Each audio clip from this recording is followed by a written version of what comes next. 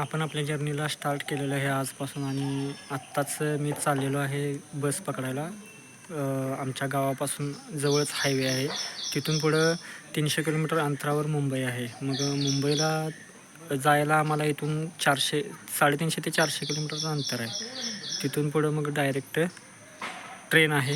ती पुढे गेल्यावर मी सांगेन की कसं कसं जायचं आहे. चला तर स्टार्ट करूया आपल्या जर्नीला आणि पाहत राहा, सबस्क्राईब करा. आत्ता मी आलेलो आहे आमच्या गावापासून 3 किलोमीटर अंतरावर पेटनाका येथे आणि इथून मी पुढे जाणार आहे मुंबईला गेल्यानंतर मी तिथून टिळकनगर इथून ट्रेन पकडणार आहे आणि पुढं मी तशीच पुढं जर्नी स्टार्ट करणार आहे.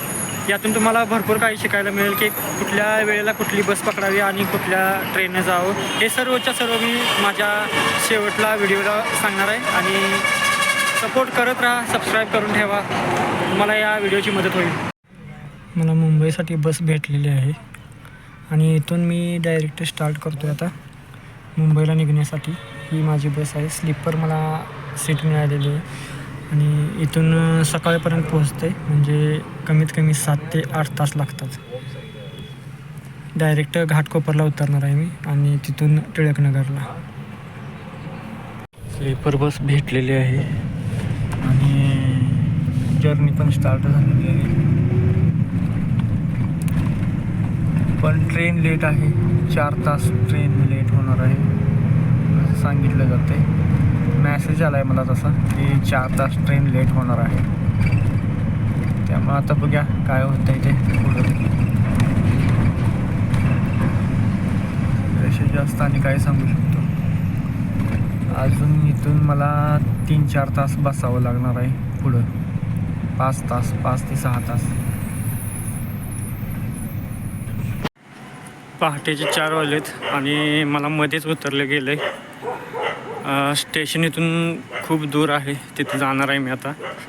तुम्हाला संपूर्ण रस्ता आणि संपूर्ण जो खर्च येतो आहे नेपाळपर्यंत जाण्याचा, तो संपूर्ण खर्च मी दाखवणार आहे या व्हिडिओच्या माध्यमातून.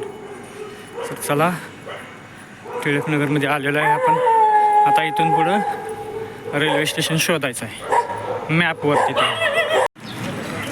चला, ट्रेन लेट झालेली आहे, 12:30ला ट्रेन आहे आता आणि आपण आता सध्या तरी जाऊ शकत नाही.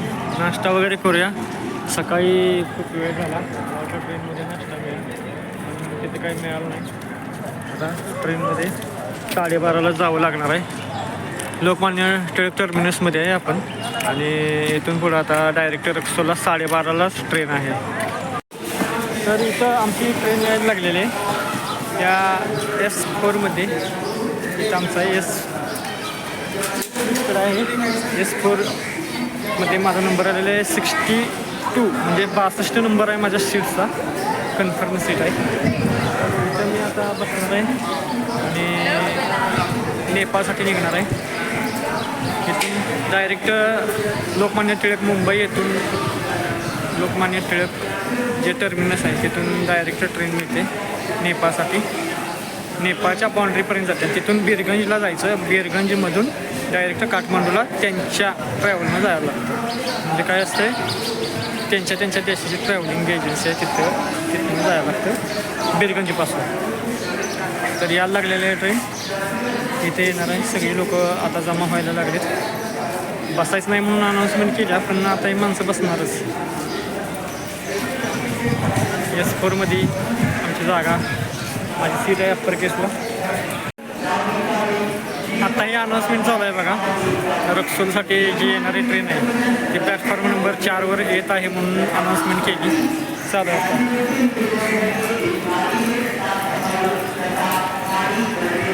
पाणी भरण्यासाठी आणि साफसफाई करण्यासाठी ट्रेनमध्ये सोडू नका म्हणून सांगितले. तरी पण आम्ही बघूया आता काय करते ती माणसं गेली की आपण पण जायचं. काय सगळी धांदलच आहे. जाऊ दे, चला आपण बसायचंच आहे ट्रेनमध्ये आता. आणि माझं जरा एक्साइटमेंट वाढलेलं आहे. मस्त मजा येणार आहे बरं का, कारण हे भारी नेपाळ. मला ती हिमालय आवडायला लागला आहे, दुसरं काही नाही. कधीतरी जायचंच असते हिमालयात, आत्ताच जायचं. चला तर जर्नी स्टार्ट करूया. मस्त वाटायला लागले मला. कुठल्या बाजूने ते मला माहीत नाही ट्रेन, पण यायला लागलं. माझ्या नशिबात सगळ्या 4 आकडा आहेत. पहिल्यापासून माझा रोल नंबर 4 आहे. माझ्या जन्माच्या तारखेचा पण बेरीज येते ते 4च येते. माझा आत्तापर्यंतचा शेवटपर्यंत नंबर 4 आहे आणि शेवटला जो माझा शिक्षण झालं माझं, मी काय सांगत नाही माझं शिक्षण किती झालं, त्याचं शेवटचा जो सीट नंबर होता तो पण 4च होता.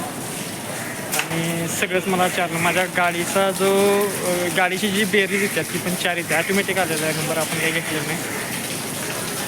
आणि इथं पण 4 नंबर आहे, S4 काय का, S4. आणि इथं पण 4च घेतले, सगळे 4 आहे. म्हणजे 4 आकडा मला लकी आहे, एखाद्याला नसतो, मला लकी आहे.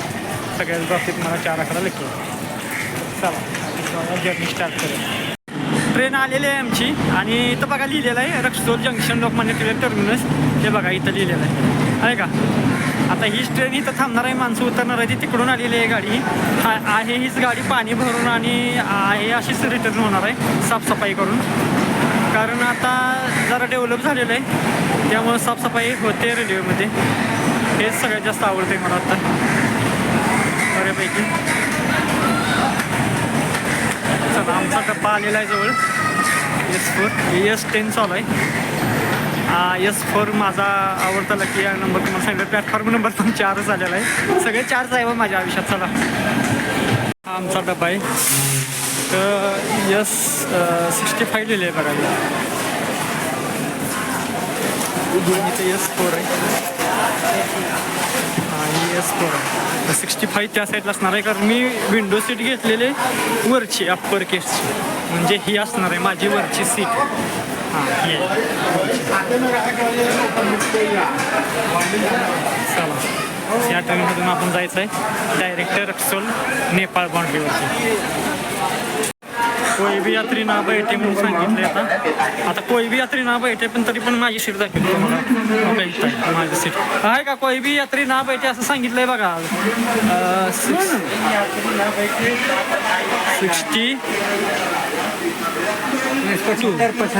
62 उधर आहे. वो वाला हे मेरा वो वाला ये वाला इथं आहे बघा माझी सीट. मस्त आहे का नाही. 63 64 64 62. आता कुठं आहे माझी सीट. इथं आहे वाटतं. नाही 64 आहे माझी. 64 आहे. S4 64 असं काय तर. चलो भैया चलो भैया. सामान नाही रखना है, सामान नाही रखना है इधर. हे साफसफाई करणे इथं बघा. घाण कसली बघा की पाणी साठले कसलं. ही साफसफाई सगळी होणार आहे. अरे वा मस्त केलंय सगळं, जबरदस्त आहे. तशी ही ट्रेन 4 तास लेट आहे. आणि काय झालं आहे ह्या ट्रेन हे म्हणजे लई माझा फोटो आहे. मला झोप लागली नाही, कारण जास्तच वेळ झाला याला. सकाळी 7:55ला होती, बरोबर 12:30ला आता ही जाणार आहे ट्रेन इथून. आत्ता वाजलेत 11:30 पावणे 12. 1 तास याला साफसफाईला पाणी भरायला लागलं, त्यामुळे यांनी आम्हाला काही मटेरियल बाहेर काढायला लागले बघा. माणसं सगळेच बाहेर घ्यायला लागले आहे का. आता सगळीच बाहेर निघायला लागली. थोड्या वेळानं जाणार आहे म्हणजे बसायला लागले. चला बसतो मी. त्या ट्रेनमध्ये जाणार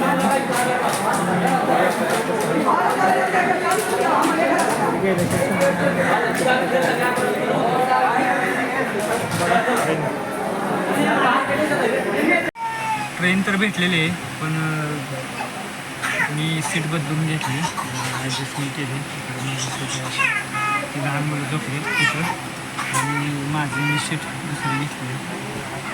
आता उद्या संध्याकाळी 5 वाजता पोचणार आम्ही रक्सोलमध्ये आणि तिथून पुढं मग बिरगंजला जाणार. तिथं कसा किस्सा होतो ते तिथे गेल्यावर समजणार, कारण आत्ता तर काय आम्ही सांगू शकत नाही. पण ट्रेन एकदम सफाई मस्त आहे, पहिल्यापेक्षा तर मस्त आहे, एकदम मस्त केलेलं आहे. आणि ट्रेननं प्रवास हा सुखाचा वाटायला आहे. एकदम मस्त झोप लागली आणि आत्ता एकदम मस्तपैकी चाललेलं आहे. आणि थोड्या वेळानं महाराष्ट्र पास होईल आमचा इथून पुढे निवांत.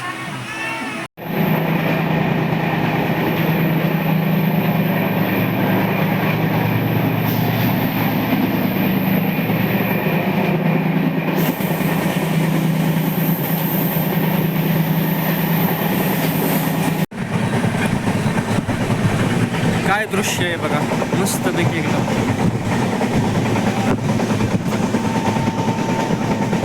आजचा दुसरा दिवस आहे ट्रेनमध्ये आणि आपण चाललो आहे आता. जबलपूर सोडलेलं आहे, मुझफ्फरपूर आणि डायरेक्ट सीतामढीवरून पण जाऊ शकतो आपण नेपाळला, काठमांडूला. पण इथून पुढं आपल्याला रक्सोलला जायचं आहे, तिथून जरा लवकर पोचतं आहे. यासाठी आपण रक्सोलला जायचं आहे. सीतामढीवरून भरपूर गाड्या असतात प्रायव्हेट, त्या डायरेक्ट जाऊन जनकपूरला जातात. जनकपूर म्हणजे सीतामातेचं गाव आहे ते. आणि तिथून डायरेक्ट इथून ट्रेन पण जातात. सीतामढीवरून जनकपूरला ट्रेन पण जातात आणि तिथून डायरेक्ट ट्रॅव्हलमधून तुम्ही काठमांडूला जाऊ शकता. पण ते खूप दूर पडतं आहे, फिरून आहे. पण जर आपण रक्सोलला गेलो परत कधी तर तुम्हाला जनकपूर दाखवतो, जानकी मंदिर वगैरे आहे तिथं, ते नंतर कधी तर दाखवतो तुम्हाला. पण आता सध्या तरी आपण रक्सोलला जाणार आहे आणि रक्सोलवरून डायरेक्ट काठमांडूला. तिथं गेल्यावर तुम्हाला समजेल की काय काय आहे काय नाही, कारण मी पहिल्यांदाच चालू आहे, सोलो ट्रिप आहे माझी. बघूया आता पुढचं काय काय होतं आहे. आणि दृश्य चांगले आहेत, मस्तपैकी इकडे वातावरण आहे. आपल्या इकडं जे दमट वातावरण आहे तसं नाही, तर उत्तरेला जसं येईल तसं थोडी थंडी वाढत राहते आणि मस्त वाटते. काठमांडूला तर 25 डिग्री टेम्परेचर असणार आहे, कारण आपल्याकडे जसं 50 डिग्री असते, 45 डिग्री असते. आत्ता सध्या तर खूप गरमी चालू आहे, असं दमट वातावरण आहे. पण इकडं जसं येईल तुम्हाला हवा वगैरे मस्तपैकी सुटलेली अशी एकदम चांगलं भारी वातावरण आहे. ट्रेन खूप लेट आहे आणि उद्या सकाळीच पोहोचणार आहे आता, कारण खूप वेळ झालेली आहे. आता ट्रेनमध्येच आहे. ट्रेन पोहोचणार होती दुपारी 3 वाजता. काही कारणास्तव निघतानाच ती निघली काल 12 वाजता, 12:30 वाजता. आणि त्याच्यानंतर मग आता पोहोचणार आहे उद्या 4 वाजता. 3 वाजता स्टेटस दाखवायला लागले, पण पोहोचणार 4 वाजता. बहुतेक आजचा दिवस माझं तिथलं जे पण बुकिंग होतं ते मी त्यांना इन्क्वायरी पाठवलेली आहे व्हॉट्सअपवरून की माझं असं आजचं बुकिंग आहे, मी उद्या येणार आहे.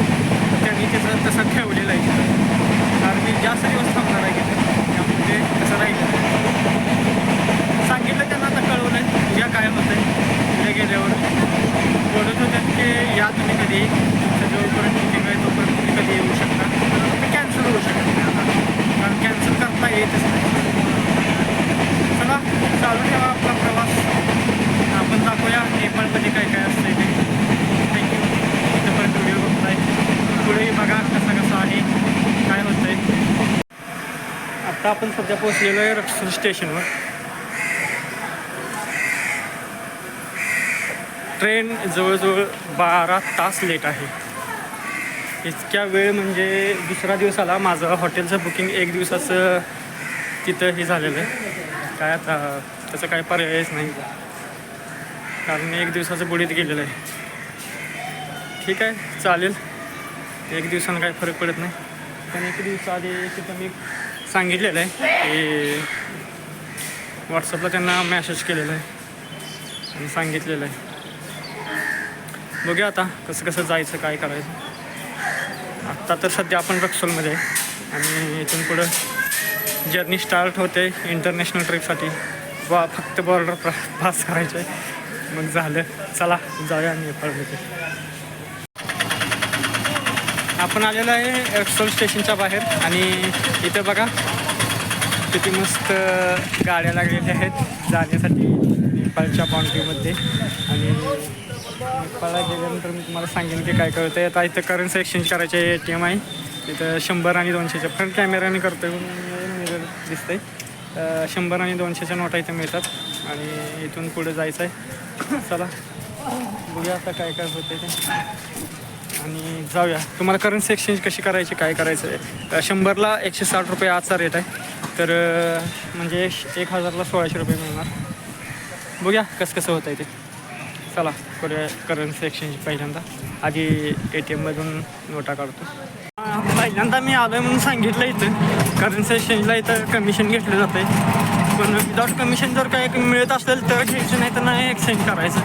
बघूया आता बसला तिथं कसं होतं आहे काय होतं आहे. कारण करन्सी एक्सचेंजला इथं काय वेगळाच रेट सांगायला लागलेत. कारण मी बस असतोवर मला सांगितलं की असं आहे तसं आहे. मग इथं जरा जपून राहा. तुम्हाला पण हा अनुभव येणारच आहे. लई बेकार आहे बाबा इथं. कारण मी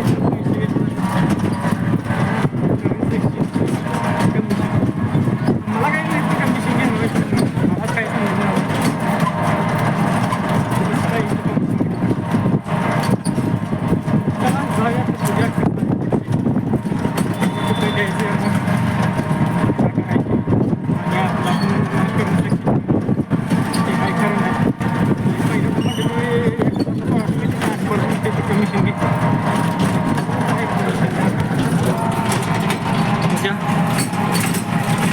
स्टेशनवरून बाहेर आल्यावर यांचे हे गावलेले आपलं बरं झालं. चला जाऊया करन्सी एक्सचेंज बसलेला व्हिडिओ दाखवतो. चला करन्सी एक्सचेंजसाठी गाड्या लागलेल्या आहेत. ही उजव्या साईडला दिसेल तुम्हाला. कारण तिथं आपण करन्सी एक्सचेंज करायचे नाही, पुढे गेल्यावर करायचे. यांचं काही खरं नाही. ही कमिशन जास्त घेतात. त्यामुळं करन्सी एक्सचेंजसाठी आपल्याला पुढं जावं लागेल. काय होतं आहे हे सगळं बनवाबनवी आहे. त्यामुळं करन्सी एक्सचेंज आपण इथं करायची नाही. चला तर पुढं बघूया आणि करन्सी एक्सचेंज करूया. काही बघा गाड लागलेले आहेत. इथं नाही करायची. ही फसवी आहे सगळी. पुढं करायची आपल्याला आपण. चला जाऊया. पुढचा रस्ता खुला झालेला आहे. फाटक निघालेला आहे. इथं रक्सोल स्टेशन आहे आणि रक्सोल मोठं जंक्शन आहे. इथनं आपल्याला खरं जाताना सगोलीला जायचं आहे. क्या बोला भैया? किससे भी एक मिनिट. इथून गाड्या जातात नेपाळला. बघा तुम्ही ही गाडी आहे नेपाळला जाणारी. सवारी यहाँ पर से लेकर जाएंगे सर. हाँ ये कहाँ सवारी कहाँ मिलती है? उधर मिलती है क्या भैया? उधर यही सब तो जाएगा ये ऑटो. देख रहे हो ये भी जाता है? हाँ ये भी जाती है. हाँ ठीक है. वो हवाई घुमाए वो भी जाती है. वहाँ से है वो भी जाती है. चला जाऊया. तर आपण इथून आता पुढे गेल्यावर पण आहेत तिथं भरपूर रिक्षा आहेत. ॲटो रिक्षानेच जायचं आहे. करन्सी एक्सचेंज केली. पैसे दाखवत तुम्हाला नेपाळी कसं असते तिथे काय त्याच्या जोरात वेगळं मस्तच एकदम. 150 रुपये कमिशन घेतलं माझ्याकडनं. कसं काय एवढं दिलं मी मलाच माहीत नाही. पण घेतलं मी कमिशन. माझं कमिशन घेतलं मी नाही घेतलेलं. रिक्षा निघाले तिकडे. बिरगंज जाता है का भैया? कितना है चार्जेस? 30 रुपये नेपाली. 20 रुपये है ना? 20 रुपये इंडियन. हाँ आई बैठी आओ. इंडियन चलता है ना 20 रुपये? हाँ अकेले. अरे इधर से कैसे आए? ऊपर से इधर से? अरे ब्रिज पार करके.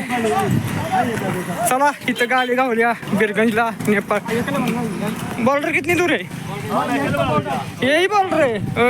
हीच बॉर्डर आहे वाटतं. Thank you for your visit. इथं बघा जरा ही थँक्यू फॉर युअर विजिट आले बघा इथं. इथून हां इथून खूप लोक जातात बिरगंजला. रक्सोलवाली पण. कारण मला वाटतं हा व्यापारी बॉर्डर असावी. सगळं व्यापार करण्यासाठीच लोक इथं थांबलेले आहेत. रिक्षावाल्याने तिथं 30 घेतलं. 10 रुपये दे म्हणला मला. मी एवढं तुला करन्सी एक्सचेंज वगैरे करून दिलं. माझं पण मन झालं. इथं उधळपट्टी चालली की मला वाटायला लागले एवढे तुम्ही करू नका. हो काही आहे बघा टोपीवालं. हे रिक्षावालं माझं सोडून गेलेलं आहे मला. बक्षीस. चला बघूया भैया यूट्यूब चॅनल सर्च कर ना. यूट्यूब चॅनल सर्च कर ना. आपल्या भारतात इथं ई रिक्षा आहे पण इथं ही पेट्रोल रिक्षा आहे. इथून पुढं डायरेक्ट बिरगंजला जायचं आहे. बिरगंजमध्ये जाऊन अजून आपल्याला एक काम करायचं महत्त्वाचं म्हणजे सिम कार्ड. सिम कार्ड कसं घ्यायचं आणि काय करायचं त्या सिम कार्डचं कसं वापरायचं हे मी तुम्हाला सांगतो पुढे गेल्यावर. तिथं काय काय लागतं आधार कार्डचं डॉक्युमेंट लागतं तिथं कसं घ्यायचं. त्यांचे नवीन आता सिस्टीम काय आलं ती बघितली पाहिजे कारण सगळं काही चेंज झालेलं आहे बोलले तिथं. आता बघूया कसं आहे काय आहे कारण इथून पुढे तर आपल्याला सगळं व्यवस्थितरित्या पार पाडलं पाहिजे. करंट सेक्शन झालेले आता फक्त राहिलेले सिम कार्ड. ठीक आहे चला बघूया सिम कार्ड कसं घ्यायचं ते बघूया. आणि तिथून पुढे सुमोनं जायचं आहे आपल्याला. मी बसनं नाही जाणार कारण सुमोनं लवकर पोचतं असं त्यांनी सांगितलं. बसनं कसं आहे इन्शुरन्स वगैरे असतो त्यांचा त्यामुळे म्हणतात.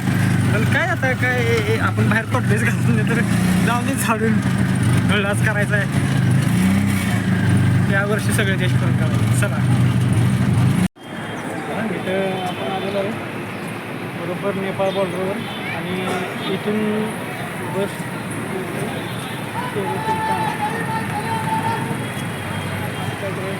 15-20 मिनिट तेव्हा प्रायव्हेटली मिळेल. आपण जायचं आहे बहुतेक सुमोनं जायचं आहे आणि पुढं डायरेक्ट काठमांडूला और यहाँ पर 3 मिनट है 6 ही नजदीक है. और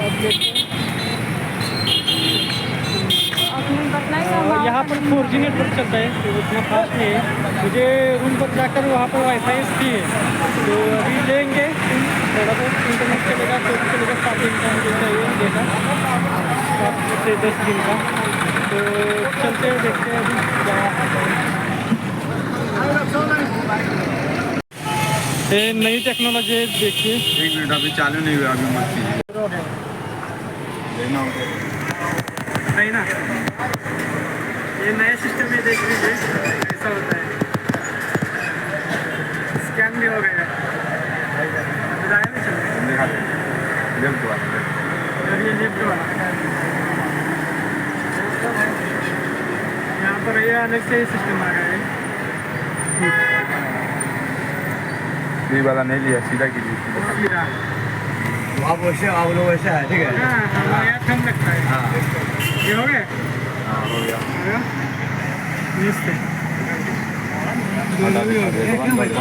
इथं मला सिम कार्ड मिळालेलं आहे. गाडी भेटलेली आहे. गाडी मिळालेली आहे मला 530मध्ये काठमांडूसाठी म्हणजे 850 नेपाळी रुपये. तर बहुतेक महाग लागले असं मला वाटतंय पण त्यात आणि मी बार्गेनिंग केलं आहे. तुम्ही म्हणलं तर 800 रुपयाला सुद्धा मिळतं आहे. मी 800 रुपयालाच घेतलं आहे. 800 नेपाळी रुपये तर ते परवडतं आहे आपल्याला. 500 रुपयामध्ये कोण येतं आहे 6 तासात तुम्हाला काठमांडूला. चांगला आहे की आणि फास्ट जाते जरा सुमोमधनं.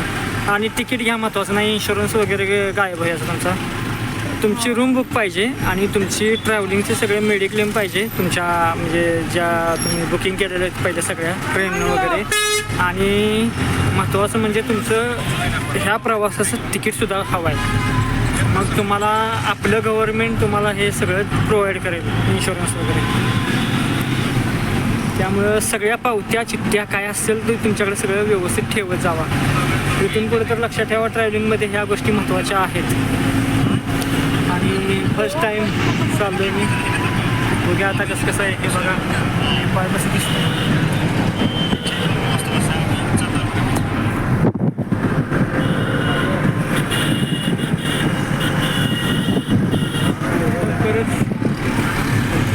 हिमालय दिसेल. हिमालय दिसला की मी तुम्हाला लगेच व्हिडिओ करून दाखवतो. चला तयारीत राहा काठमांडूसाठी. इथं तुम्हाला हिमालय दिसेल थोडाफार. बाकी काही जास्त दिसणार नाही पण ढगाळ वातावरण वगैरे आहे. जंगल दिसणार आणि मला पण हिमालय बघायचाच आहे. जरासं थोडंसं पेशन्स ठेवा. सर्व काही दिसेल.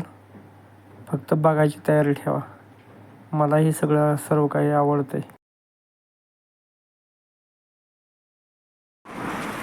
माझ्या पाठीमागे हिमालय आहे बघा किती उंच. असं वाटतं की सह्याद्रीच्या एक पट पण नाही, एक पट. कारण आम्ही वरच चाललोय. अजून काठमांडू यायचं आहे, 2 तास लागतील इथं स्टॉप असतो. जेवलो जरा, सकाळी जेवलो नव्हतो आणि चालू आहे आता.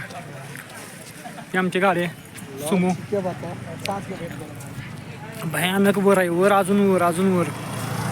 पुढे काय आता एवढंशे दिसतोय काय कोणा स्टॉप, एवढ्यावर आहे. क्या बना रहा है? भरपूर लांब आहे, अजून 2 तास लागतील.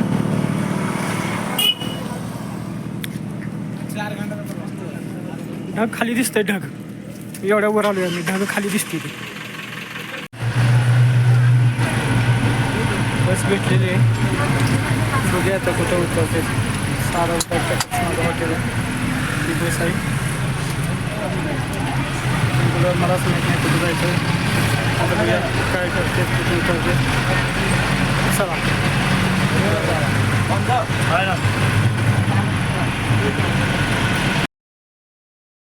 ही बस आहे ती वडा बस आहे. आपल्या इकडं वडा बस नसत्या, पण ही हातात पैसे घेऊन फिरते ती. तिकटी बिकटी काय नाही त्या बघा ह्यांच्याकडे, नुसतं हातात पैसे घेऊन फिरते ती. हे सगळं वडा बस आहे. आणि आपल्याकडं असली बस असती तर लगेच हे केलं असतं, पण ही मला वाटते सरकारनं चालवायला दिलं ह्यासनी बस. कारण असली बस आपण पहिल्यांदाच बघायला लागलो. हे सगळं वडा बस आहे. वडा बस म्हणजे तिकटी देत नाही ती, पैसे हातात घेते ती. चला तर तयार राहा पुढच्या व्हिडिओसाठी.